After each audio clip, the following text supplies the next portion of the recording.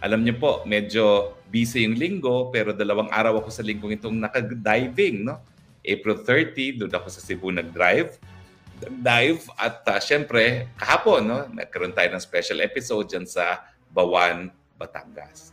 Pero sabi nga nila, pag ikaw nag-i-enjoy, meron daw masamang balita na darating. At ang masamang balita ay, bagamat nag-issue ng mayor's permit si Mayor Remolyo para sa Maisog Rally sa Dumaguete sa A7, at kami nagkita pa sa Cebu, naghapunan pa kami noong 30 ng Abril at sinabi niya talagang inisyu niya yung rally permit. Abay, kanina po, nagkaroon kami may impormasyon na ang rally permit na inisyu ni Mayor Remolyo ay kanyang revoke. Bakit? Dahil yung Dumaguete Police ay nagreklamo na isa daw doon sa magsasalita ay itong si Atty. Glenn Chong na merong mga pasabog labang kay First Lady. At sabi nila, wala raw silang sapat na kagayahan para masigurong seguridad ni Presidente Duterte na dadalo sana sa Maisog Rally. So ito po ang liham ng City Administrator ng City of Dumaguete na rin-revoke ang aming rally permit.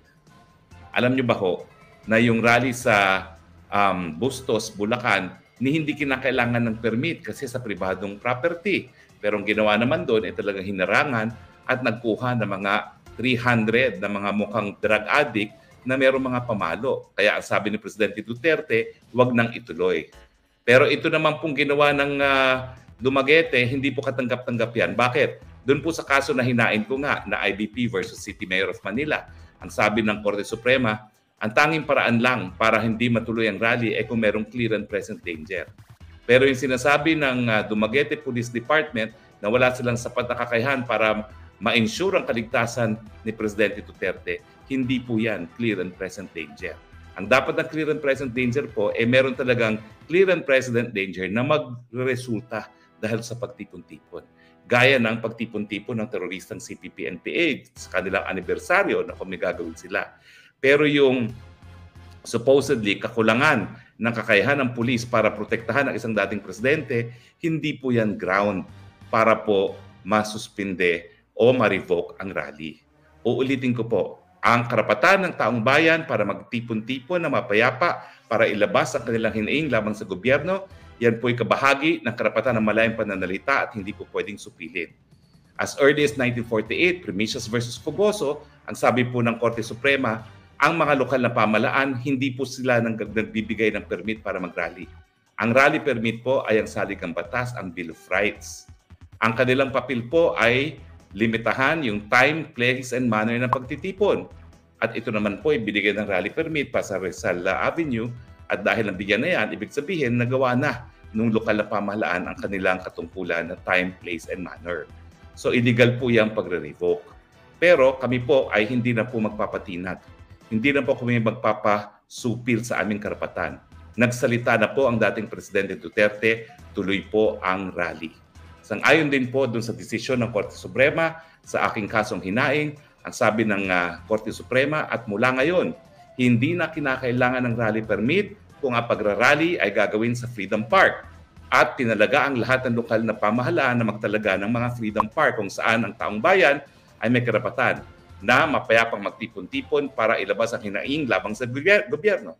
Kaya ang preliminary na impormasyon ko po, bagamat abangan niyo po ang announcement, ay dyan po kami magtitipon-tipon sa harapan ng provincial capital ng Negros Oriental. Hindi naman po yan malayo sa downtown, sako pa rin po yan ng Dumaguete City dahil yan po ay designated na Freedom Park. At kapag kami po ipinigil, talaga po magdidemanda na kami. Hindi na po kami papayag na pasupil ng karapatan. Dahil kasama po sa sinusupil na karapatan ay ang dating Presidente Rodrigo Roa Duterte. Kung dati po nagbigay si Presidente Duterte para umiwas sa gulo, ngayon po maninindigan na kami dahil wala pong karapatan ng kahit singlong local government unit na i-veto yung paninindigan namin sa aming karapatan. Tuloy po ang rally. Nagkakaroon po ng change of venue. Ang pagkakaalam ko po, ang bagong venue ay sa Freedom Park na harap ng provincial capital ng Negros Oriental. Doon po rin, sakop pa rin ng Dumaguete City. Pero kung hindi po yan matutuloy for any reason, Nandiyan naman po ang mga pamantasan at kapag sa loob ng pamantasan at isa sa pamantasan yung pinagtuturuan ko na Silliman University na noong panahon ng Marcelo ay malinaw pong nanindigan din laban sa diktadoryang Marcos Sr. at sigurado po kung maninindigan din sila laban sa diktadurya ng Marcos Jr. Po pwede rin pong ganapin dyan. So mag-antay lang po tayo ng anunsyo kasi sigurado ko na bagamat may karapatan tayo magtipon-tipon sa Freedom Park dyan sa harapan ng Negros Oriental, baka naman pigilan nila ang kuryente, pigilan nila ang sound system, pero hindi na po tayo magpapatinag. Miski wala pong sound system, miski wala pong ilaw, magtitipon-tipon po kami. Kung kinakailangan tumayo sa tuktok ng jeepney para entablado, gagawin po namin yan. Dahil ito po ang kauna-unahang pagtitipon matapos po mabigyan ng patotohanan nung PIDEA agent, yung PIDEA leaks. At ngayon, alam na po, kumpirmado na po, napatutuhanan na meron pong ebidensya ang PIDEA 12 years ago na gumamit ng pulburon ang presidente. Yan po ang kanilang sinusupil. Dahil I'm sure, yung mga magsasalita po ngayon, kasama na si Presidente Duterte, ay magkakaroon ng double authentication. Sasabihin po sigurado ako ni Presidente Duterte kung itong PIDEA leaks ang dokumentong ipinakita sa kanya nung siya ay mayor dahilan na sinabi niya na pinakitaan siya ng ebidensya ng PIDEA na gumagamit ng pulburon ang ating Presidente Marcos. Yung issue po ng paggamit ng pulburon sa nakalipas na panahon ay importante. Ito po yung impormasyon na nakakaapekto sa buhay ng pang-araw-araw ng taong mga mamamayan dahil kung ikay nang gumamit ng pulburon dati, posible na gumagamit ka pa rin ng pulburon ngayon. At napakadami po mga desisyon na dapat ginagawa sa tamang pag-iisip. Kasama na po dyan yung desisyon kung ikaw ay makikipaggera laban sa China. Kung ito ba ay sang-ayon sa pangnasyonal na interest natin. Dahil kapag ang isipan mo ay apektado ng pulburon, I'm sure wala sa tamang pag-iisip. Hindi po kami papayag na yung desisyon na kung saan posibleng napakaraming Pilipinong mamamatay sa isang gera na wala naman pong magwawagi ngayon, ay gagawin ng isang presidente na may duda kung siya ay nasa tamang pag-iisip. Hindi nga po conclusive yung PIDEA leaks ng ebidensya kung siya ay gumagamit ng pinagbabawal na droga, pero ganun pa man, kinakailangan po bigyan ng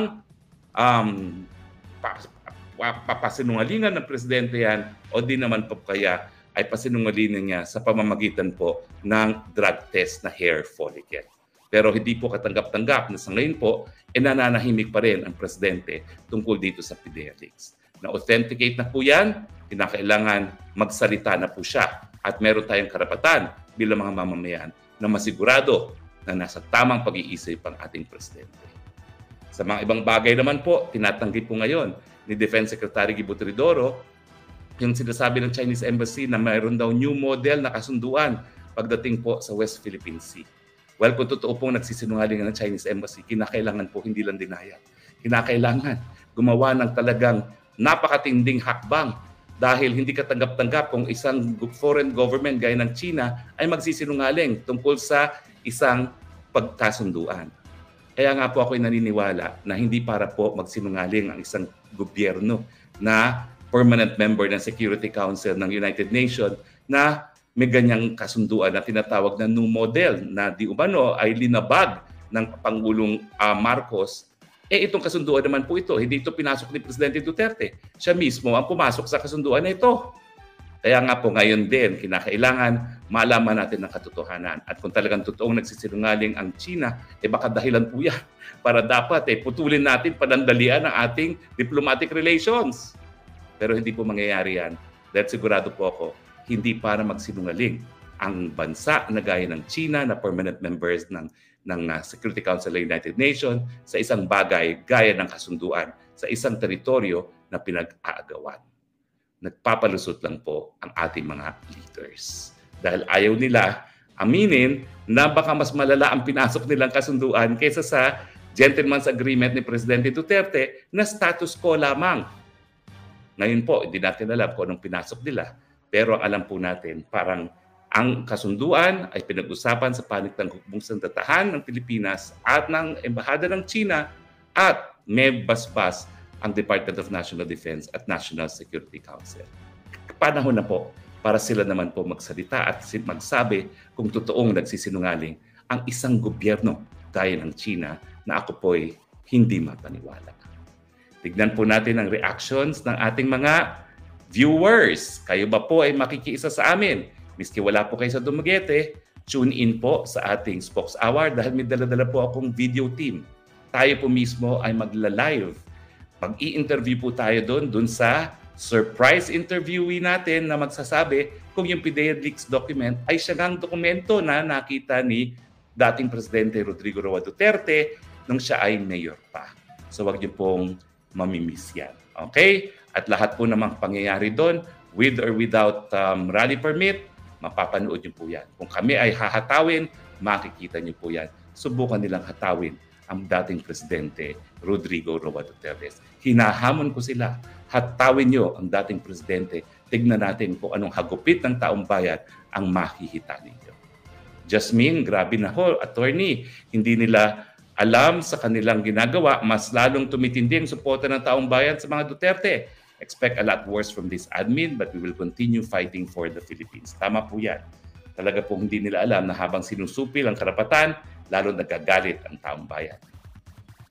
Thank you, Jasmine. Francis Loyola, kung pwede lang magmura sa nangyayari sa bayan, nakaka-frustrate. Bakit hindi nilang attorney gawin sa private lot without help ng LGU para wag na tayo paasahin ng mga last minute mag-cancel. Hindi na po kami papayag.